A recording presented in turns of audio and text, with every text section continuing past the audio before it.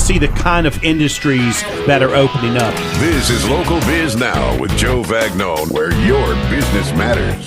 Local Biz Now. You have to determine what is working, what isn't working. Joe Vagnone is a respected business broker, helping individuals buy and sell businesses. Joe has successfully owned and operated many companies in a variety of industries. This is Local Biz Now, because your business matters. And this is Local Biz Now. I am Joe Vagnone. You are listening to the #1 talk business show in all of North Carolina.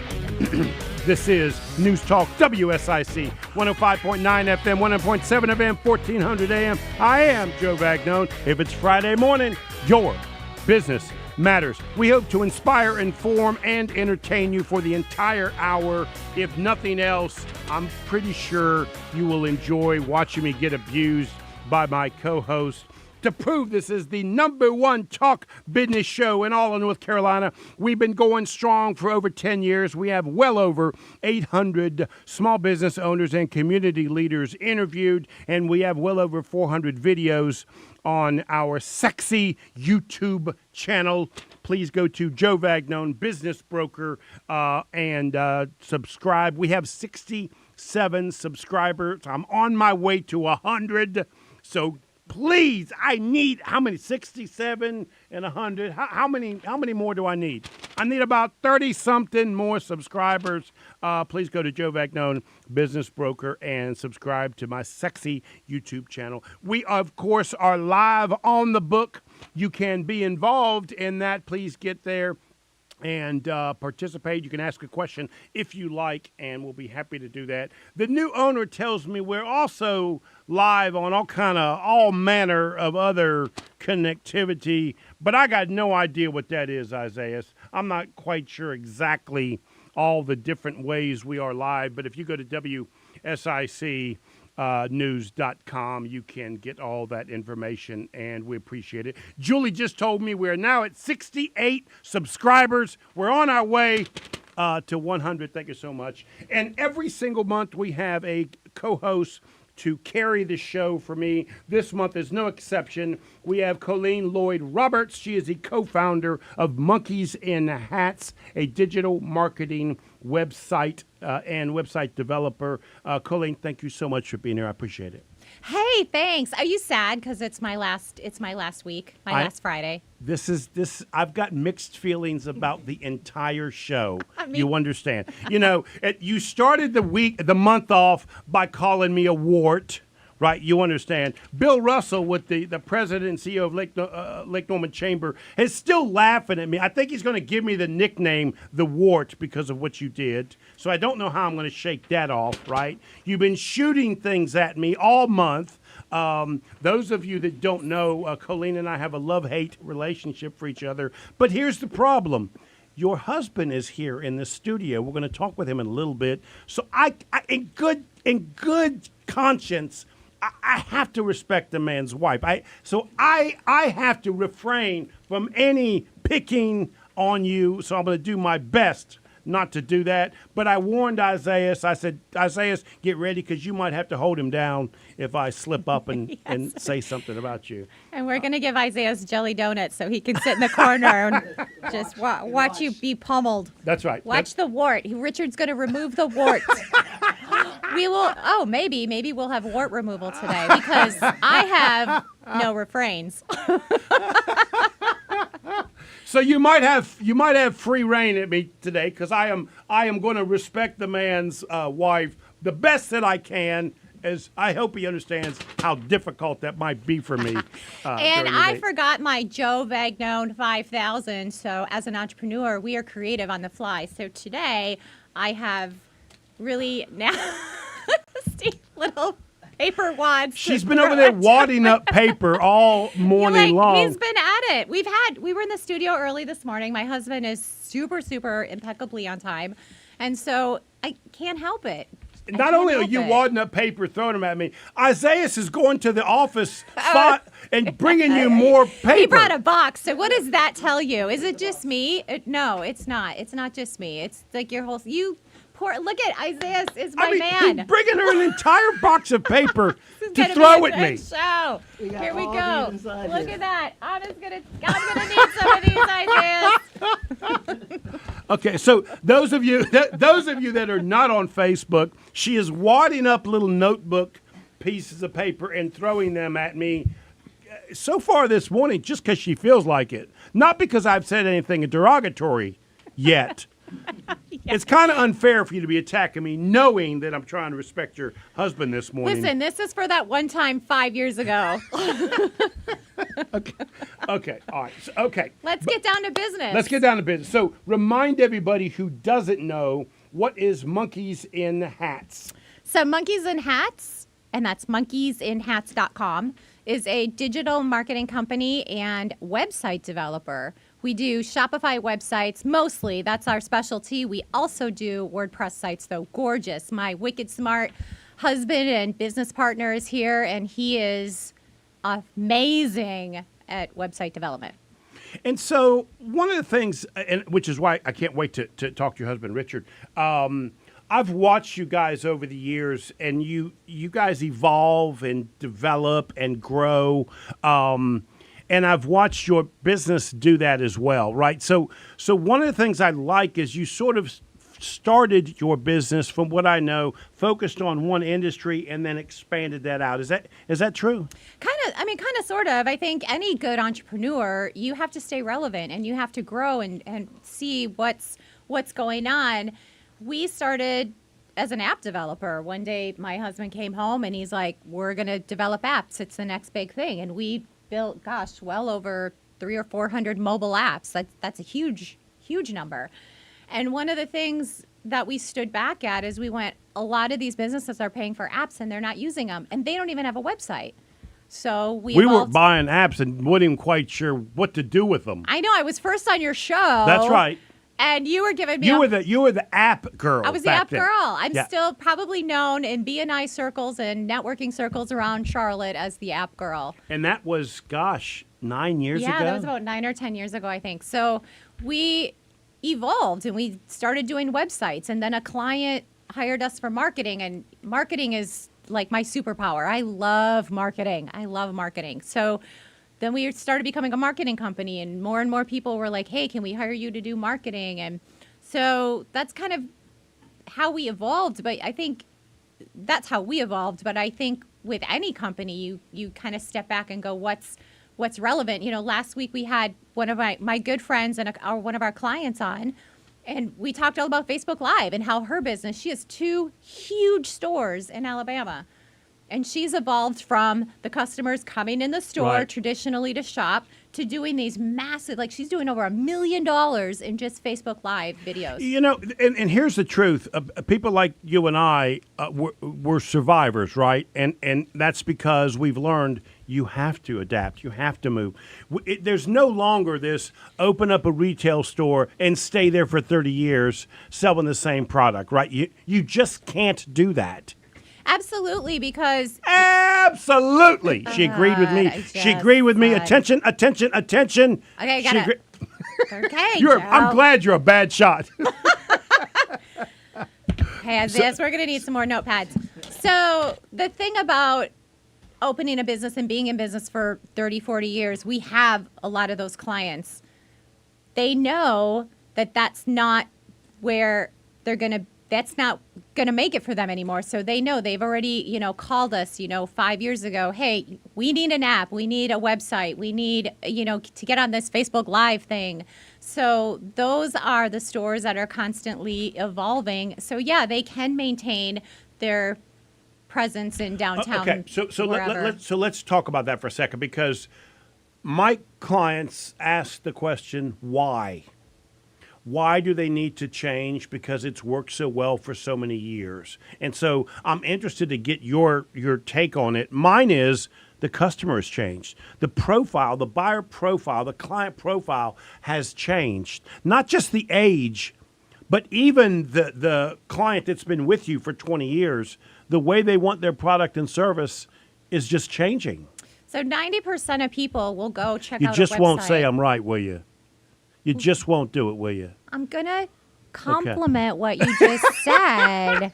I'm going to compliment and say 90% of people will not go to a physical location without first going to a website. And we kind of talked about that a little bit last week as well. Your new front door is your website. You have to have a website. They're going to go to your website, and your website has to look really good. Your website is now your first impression. Your new front door is your website. That is 100% correct. And so you have to evolve. And people are not going out. There used to be girls' nights where we would go out and go girls' weekends. Let's all go shopping. Let's all go to the mall. Well, that's it could not be happening. that you keep making fun of them and throw paper at them, and they don't want to go out with you. That's just you, Joe. Oh, okay. That's just you. Okay. Okay, so yes, they have evolved. Customer habits have evolved. Even the generations, like people like my mom, my mom's 88. We taught my mom how to shop online. She's not perfect at it, but we taught my mom how to shop online, how to go on websites and look at things. You know, my mom likes to sit and watch the Facebook Lives just because it makes her happy and it cheers her up.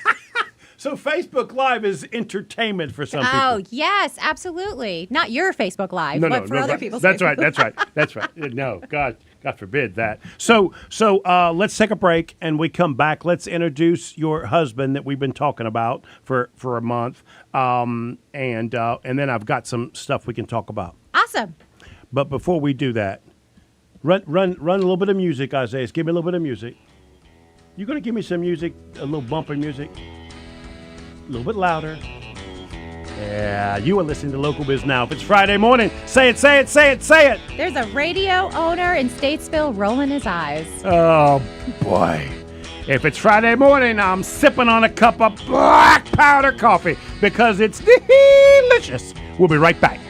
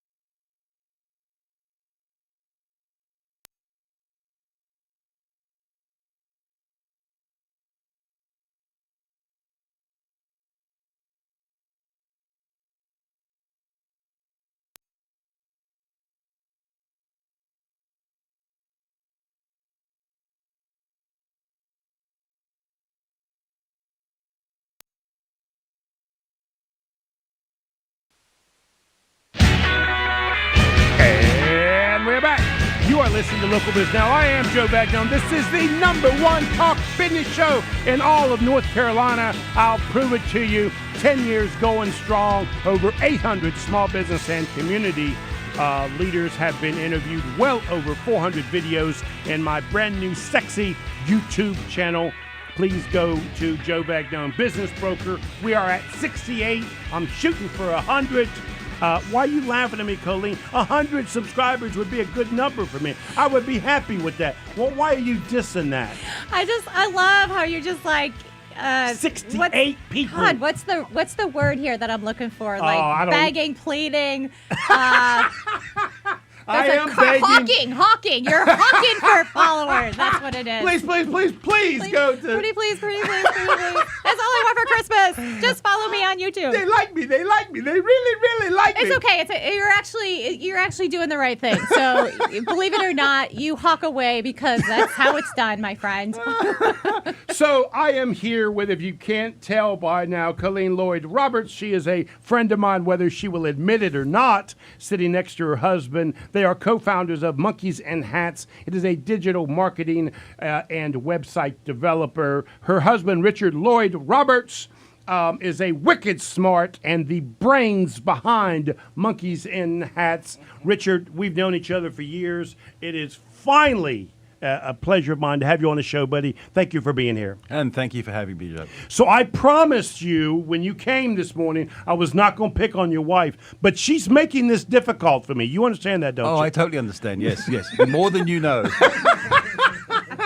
So before we get started, Richard and I, we've known each other for years. He came to my office and we talked about one of your businesses. You and I have this personal connection because we both just have always seemed to find a way to do some kind of business in some sort, and so we're communicating on those topics and subjects. But what endeared me about you and your wife, Colleen, was years ago.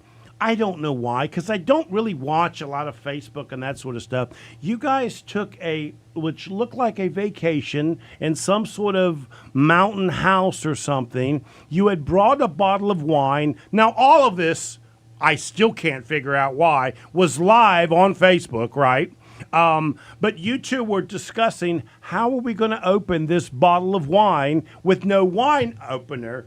And it was such enjoy watching you two problem solve to come up with a solution to open up that bottle of wine when there was no wine opener at the time. And somehow y'all come up with a screw and a string, and you dropped it from the ceiling or something like that. But I think I've told you before, it's not the solution that I enjoyed because I know you. You're going to find a way to open that bottle of wine, right? It was that you two worked so well together. So it's like it connected for me. Oh, I can see those two together on that. And so walk me through what it's like to work with your spouse, because it's not easy. It's not easy at times, but it's easy a lot of the time if we have a good connection. We have a very good spiritual, mental connection. So we know each other's thinking. So I have to be very careful what I think these days. But, we sit down, we plan. We at the beginning of the year, one of our most successful actions in our life, honestly, is every New Year's Day, we go out for a cup of coffee somewhere. Sometimes it's black powder coffee. And we plan our year. Well, when you say it, you got to say black powder coffee. Your business matters. That a boy. I love Richard. I know he's gonna say it for me because I A lot, just to compensate. So so we plan a lot. We talk a lot. One of the things I learned many years ago about having a good marriage, and I think this kind of would also go to having a good business relationship as a husband and wife, is instead of one person being dominant in that relationship, the goal is both people achieving their individual goals, but as a team. And I see this a lot, and I clearly see it with you two. You both have respect for each other's respectful area. I'm sure in your marriage and in business. I mean, there's just, I can see this delineation, this difference between the skill set between the two of you, and you both respect each other in those areas. Is that a fair way to interpret that? Yeah, it is. And we both know what we're good at, too. I mean, Colleen is not necessarily the tech end, and I'm not necessarily the marketing end. Right. But we both know each other's jobs, so... I let her do her thing. She lets me do mine, and we just get on well. When you with it. married to one of the best salespeople I've ever met, let her sell. Oh yeah. And I got to tell you, that was such a relief for me because I spent a lot of my life in sales, and I got to this point. I just can't do this anymore. Yeah. So it's all yours, honey. We were on a first date. We were in California, and at that time I had that nail file company. Right. And we were sitting at the bar, and I was showing him these nail files, or so. I was using one or something, and someone was like, "Oh my God, I love that!" And I was selling nail files while we were getting, and he was like, "Oh my God, That's my girl, right? Will you marry me?" I think I had enough to pay for our dinner. It's $20.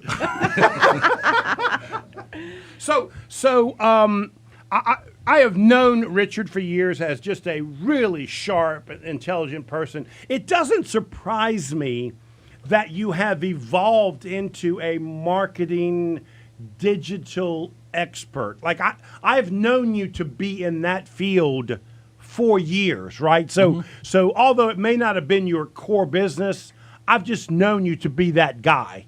Now you've got Colleen selling for you, so I'm sure you're doing a lot of that right now. Right? Yeah, we are. Yeah. Talk a little bit about the company as a whole, because we've heard from sort of the sales side. I'd like to hear from the technical side. So, as Colleen said earlier on, we started off. It's a funny story actually. So I used to sell. I had a lighting company. I was one of the first people probably the first person in the Carolinas to sell LED lighting and something called an induction lamp, which was energy efficiency. Careful. Don't start getting technical on me now. You gotta dumb it down He can do for that. Joe. Oh, That's okay, right. yeah. That is exactly right. We would use less electricity, Joe. Isaiah, you don't need to laugh at that. He does. Laugh, Isaiah. He's on our side. So anyway, so I was doing pretty well at that. I had a couple of really big clients, including Bank of America, which was nice for a small business to get a contract with Bank of America. And when the crash happened, what is it, 2008 or 9, we lost everything. I mean, we had contracts worth millions and millions of dollars, and they just disappeared because there was nobody to talk to anymore. The banks laid people off, and so. You know, it's interesting you say that because people don't realize this, but when somebody's laid off in a large corporation, it does affect the relationship for a small business person who had that contact that otherwise you wouldn't know where to go. Well, exactly, and it really was that case. It's like they laid off, I don't know, all the internal staff that dealt with the branches that we were working with, and it just disappeared. So it's interesting. So both Colleen and I had studied Napoleon Hill. And one of the things that he teaches is to look at your strengths. So we sat down and we looked at our strengths and what we were good at and what our purpose was and what we thought we could do to help people. And I'd gone to Starbucks one day to have a cup of coffee. We'd gotten down to such a basic thing of I was stocking shelves at Walmart just to chill. Yeah. And I watched a guy build a mobile app. And I had gone home and said to her, I think we can do mobile apps. I'll figure it out because everything's figure outable, right? So now, because I know you two, on a Monday, you start figuring it out Monday afternoon. She's out selling on Tuesday before you it was finish. the other way around, Joe. Oh, honestly. was it? Yeah. She went down to Mooresville and walked the high street, and I think the first client was Mo Norman. She sold before you. I know. She I really came had home to and figure said, it out. "Honey, you got to figure this out." That's exactly what happened. I came home and I was like, "Oh my God, I sold 2 mobile apps." And he's like, "I don't know what I'm doing." I'm like, "Well, you better figure it out because I got credit cards and I don't do refunds." I love that. I absolutely love that. Anyway, yeah, there you go. So let's take a break. When we come back, we'll talk a little bit more about some marketing. You are listening to Local Biz Now. I am Joe Vagnone. If it's Friday morning, say it. Your business matters. Yeah. We'll be right back.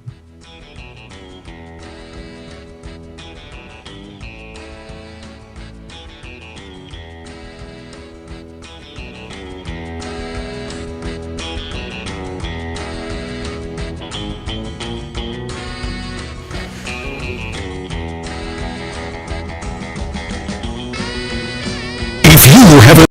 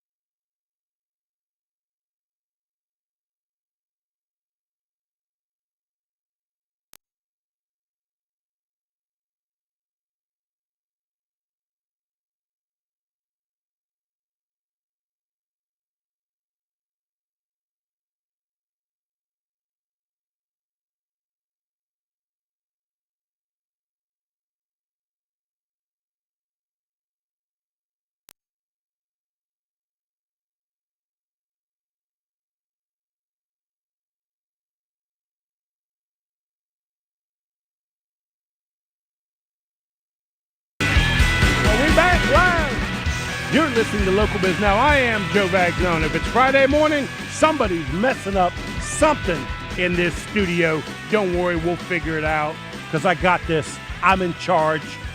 Isaiah, one of these days, I'm going to start pressing those buttons. You were over there like snoozing and playing on your phone. And I mean, I thought I was going to have to jump in and introduce this. I'm just saying what happened. I'm just saying what happened, listeners.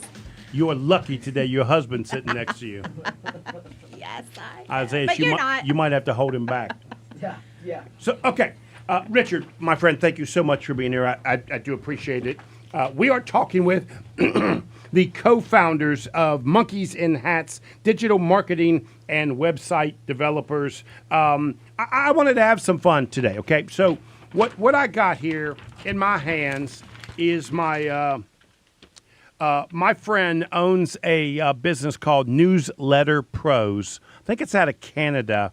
And every month he sends me these newsletters. His entire company is about marketing and newsletters. He's celebrating 12 years in business. And he lists on this newsletter, which, by the way, all these newsletters are good toiletry reading for me. Which he shared after he handed them to us to look at and read it.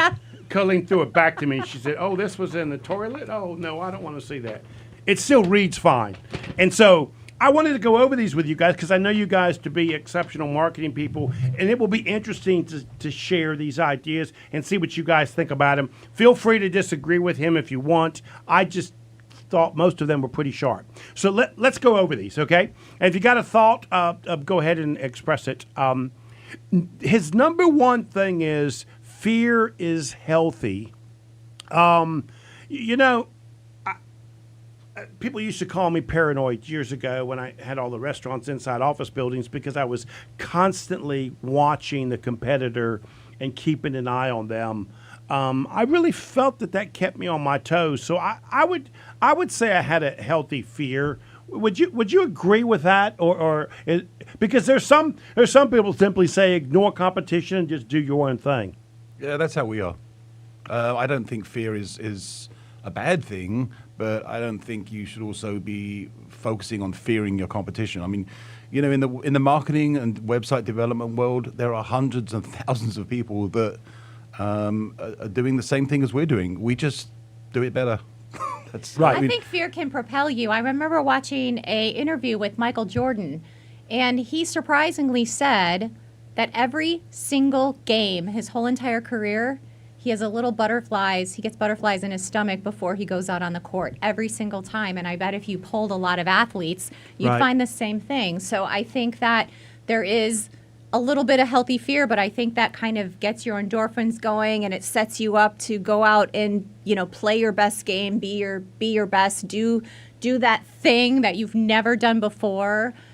And like Richard said, go out and just do it. Yeah, right. I've heard that from actors as well. They'll get up on stage or in front of an audience to speak, and then think, oh, they're actors, they're good at this stuff, and they have the same thing. They have that nervous butterflies. Is it fear or is it just nerves? I don't know. I mean, right. But before we go on, people don't know this about you. But you got a lot of celebrity friends and business associates and that sort of stuff. Used to, Joe. Used to. Yeah. Probably because you got married. I mean, I didn't mean to say that. I didn't mean to go there. What I meant to say was Isaiah gave Colleen, your wife, a compliment because she said you used to make the swag bags for a lot of the celebrities and that sort of stuff. Is that true that you help them with their marketing and that sort of stuff? Yeah, that's true. So when I lived in Los Angeles, I got a job on Craigslist, and it was literally, the headline was help celebrities shop. And the idea was that because celebrities are opinion leaders and people listen to them and look up to them, if they were gifted with a certain product, then that product would become famous. And it did work for quite some time. I think, if Paris Hilton wore a Mickey Mouse T-shirt, then Mickey Mouse T-shirts sold out all over the world. So it was a good introduction to that world. And then Isaiah decided to give you a compliment and say you ended up with the best swag bag of all with your wife, Colleen. That's how I got her. I gave her stuff from the swag bag. Free stuff. That doesn't surprise me. Free and then stuff all of is a sudden the free stuff stopped. and he's like, I'm all out of free stuff, and I was like, all right, well, I'm already hooked, so it's okay. One of our first dates was actually on the lot of Warner Brothers. We had an event up there, which I was just trying to impress. I got you. I hear you. I was impressed. It was worked. pretty cool. It worked. Okay, let's get back on article number 2. To succeed, take boredom out of your vocabulary. It's interesting what he's talking about here is no matter what the time, whether things are good or whether things are bad, wake up in the morning and continuously try and add something to your day. I got to be honest with you. I probably lived my life that way most of the time, right? That what can we do a little bit different or change things up? Yeah, I think you have to be interested in what you're doing. I think you have to believe in what you're doing as well. When you express enthusiasm, this is one of those Napoleon Hill things. If you have enthusiasm for what you do, you have interest in what you're doing, you have intention for doing what you're doing, it's going to come. It just does. I mean, it's quite surprising how fast you can make things happen. And your customers are going to feel it. If you, whatever tone of voice you have when you greet them, when you talk to them, when you're writing an email, that vibe is going to come through. So you better be enthusiastic when you're talking to customers or anybody. I learned that years ago when I started my very first it was this little sandwich shop inside of an office building. And customers used to come in and say, "What are you doing today, Joe?" Because every day I was learning at the time. I remember I was 20 years old, right? So I'd make a mistake. The next day I'd try and correct it, right? And I can remember creating a flyer, because that was my marketing skill set at the time. I'd print the flyer and slide it under the door, you understand, for these office buildings. But the top of the flyer would say, "What's Joe up to now?" And it was interesting because it made me continue to come up with a new menu item, a new idea, or new concept and that sort of stuff. And you're right, they looked forward to it. So I can't even believe I'm going to say this. We have something in common. Oh, no. We do. Let me tell you what it is. Years and years ago, I had a business called Food for Thought. And there were all of these industrial areas around me in Florida, and they didn't have any place to go for lunch. So myself and a business partner, a friend, started a business called Food for Thought, and we hired some younger kids. I mean, I was like in my 20s at the time, so these were even younger than me. 19-year-olds. 19-year-olds. Child labor. And they would go out, we'd put all these different boxed lunches together, and then in the afternoon we'd do snacks. And we'd put a little quote. Our thing was Food for Thought, so there would be a quote in every lunch box, everything. But we had a little business, Food for Thought. So I'm glad you weren't in the Charlotte area because you'd have been my competition. I'd have had to run you out. Oh, see, Richard, now you see why I had to be fearful because there's always somebody trying to get your business. No, actually. I would have creamed you. Like, bring it. You bring it. Whoa. Let me just remind you of one of my most successful marketing techniques. It was a flyer that said, "Where you going to go when you want a sloppy Joe? Go to Joe's place." How you going to beat that? I read guerrilla marketing. Okay, number 3. You need to gather customer data. I got to tell you something. I didn't realize how important that was. Now, I've been gathering data because I thought I was going to be able to sell to them a business in the future for years, but I didn't realize how important it was until probably the last 4 or 5 years. Till I started coming on your show and going, "Are you capturing email databases?" That's right. That is so important. It's the number one thing. And I think a lot of people rely on social media as their way of capturing their audience. And, you can see from a lot of the way these social media companies work is they'll change the rules every week. I experience this all the time. It's that, you have something set up, you think it's going to work, and then they change the rules.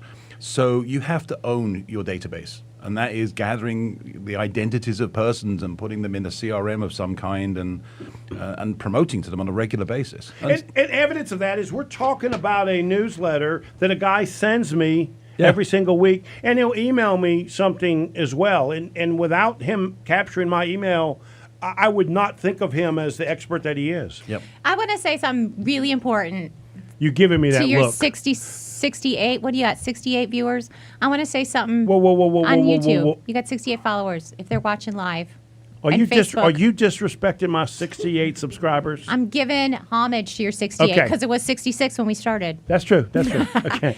Let me just say this one thing. If you, Mark Zuckerberg owns your followers and your fans. You do not. You own your email database. Got it. So And I'll tell you what's important with that statement. I sell database. I mean, it is now becoming a valuable asset. It is an intangible asset that we sell substantially much more than the equipment that you purchase that depreciates in value. and if you have a database and you regularly market to them, that database becomes even more valuable because you're constantly engaging. You could have 100,000 people in your database, but you never talk to them. That's not very valuable. But when you have 100,000 people and you've got, click-through rates of 5, 10% even, and you've got open rates of 30, 40%, now you've got some extra value because every single time those people click through or open an email, they're like, hey, I wanna have a relationship with you. I want to talk to you. I want to hear what you have to say. In my case, like with Sean Buck, who owns this business, I'm showing respect. I'm showing respect to him and the business that he built, that I like what he's done. Yeah. So let's go to number 4. When it comes to marketing, diversification is king. That's that omni marketing thing, ain't it? Yeah, it is. Yeah. Omni-channel marketing. Omni-channel.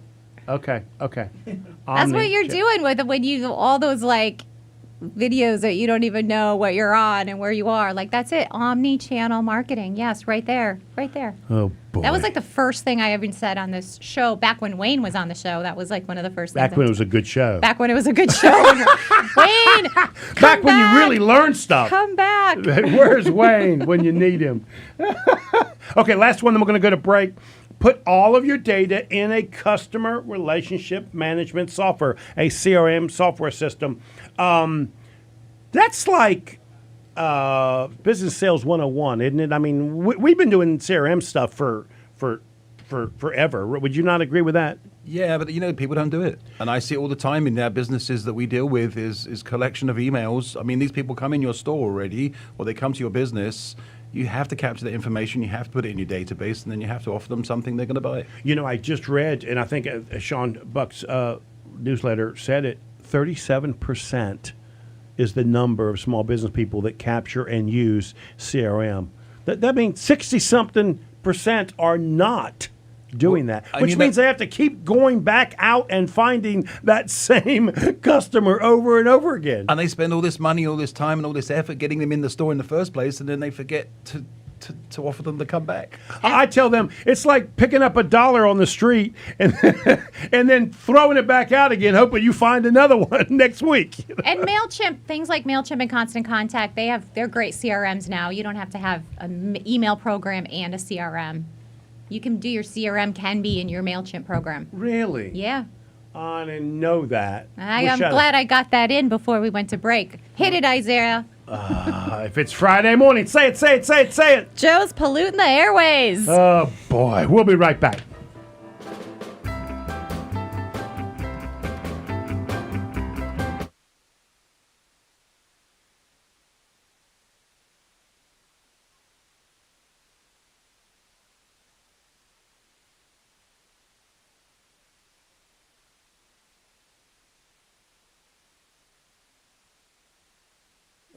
Can you say that again? Are we tell us when we're live? Are we live? I want you to Live. know, there's a dude, his name is Rick. He says, why can't Colleen, an entrepreneur, a marketing expert, not say your business matters? What he's really saying is, come on, girl, it's the brand and you got to support the brand. He's dissing you. Richard, it wasn't me. I didn't do it. Facebook did it. The book did it. Clearly, Rick, you and I need to have a cup of coffee.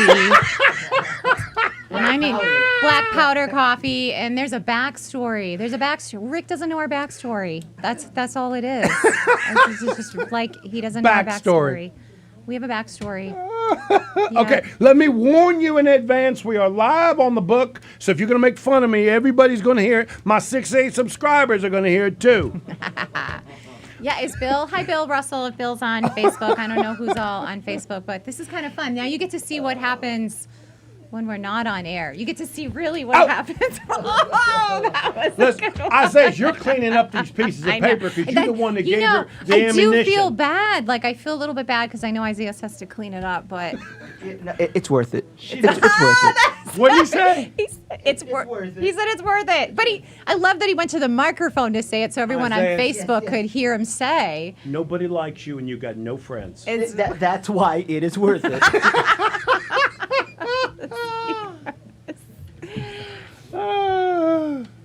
All right, awesome. How many minutes do we have, Isaiah? Oh, my. We have 1 minute. 1 minute left. All right. If anyone else on Facebook has anything else they want me to razz Joe about on air, put your comments out there. Bill is now starting to support me. He is suggesting you owe me. Wait a minute. I think he Wait. just made fun of me. Yeah, Joe, He come said, on, give Bill. Colleen a Brand-Aid. That's not funny. Bill's trying to make. I love Bill's it. trying to make it funny. It's not funny. That's super not funny. funny at all. I You're love gonna have to. You're gonna have to make note that her husband is actually saying your business matters. Yeah, he's got me back. Exactly. He's got my back. That's why we're good partners, because he just knows, like I I said. feel in the Richard spaces. knows the brand matter. That's right. Oh, Julie's defending Isaiah. Yes, go Julie. Isaiah is my friend. You got We're one back friend. on Facebook, so I think she You loves got it. one friend. You got one friend. All right, we ready to do this? All right, 5 seconds. Here we go.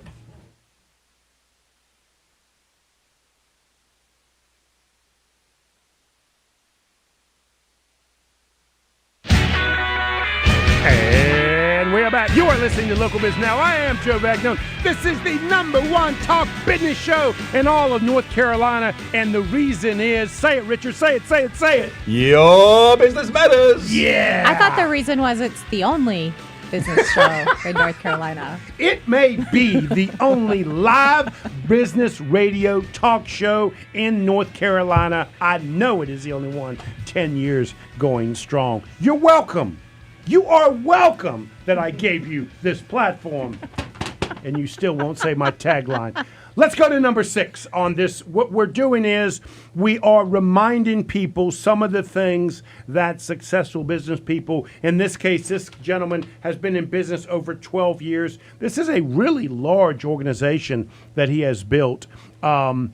It's called Newsletter Pros. He creates newsletters for medium to large size businesses. And it literally, he can track the percent of increase in business sales for these larger companies. These newsletters really work, whether it's email or whether it's a direct mail piece. So number 6, your customers and prospects are happiest when you give them added value. You know, nothing angers me more than for a small business person to just nickel and dime their clients. I can remember, this is going back many years, I sold one of my small restaurants, and we call them New Americans back then, right? You know, and he was really stretching for money, right? It's, you know, you just spend everything you got to get in this business. He's making people sandwiches. And because you're in an office building, there's some people that'll come down and they'll grab a plastic fork or plastic knife so they can eat their lunch that they brought from home.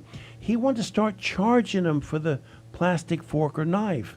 And I get that it's yours.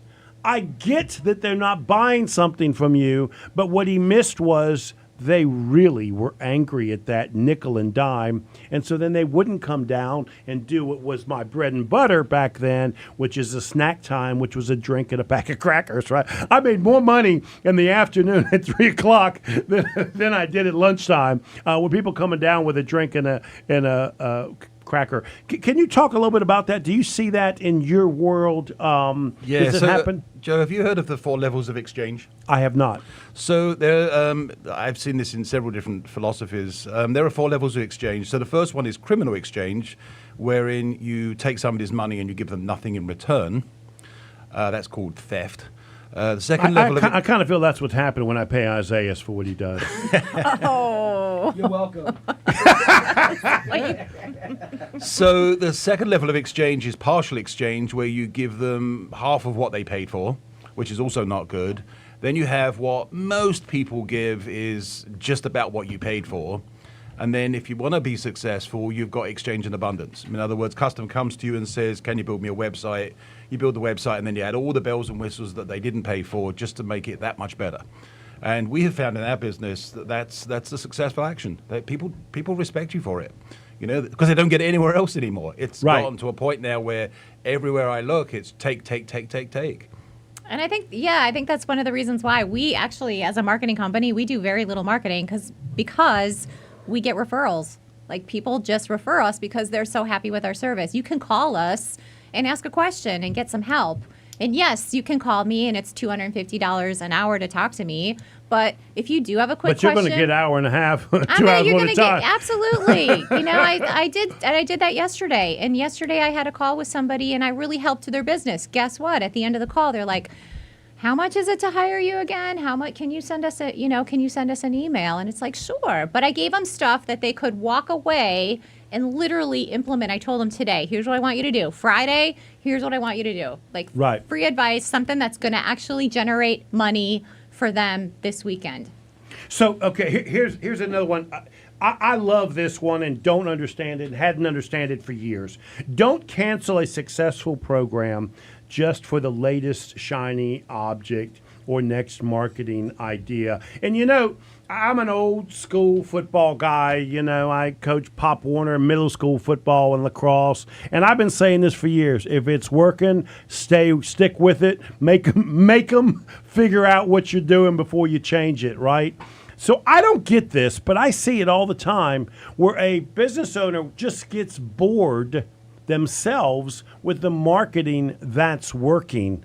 Can you guys talk about that? Does it happen in your business? Because for me, if it's working, stick with it, baby. Ride it out.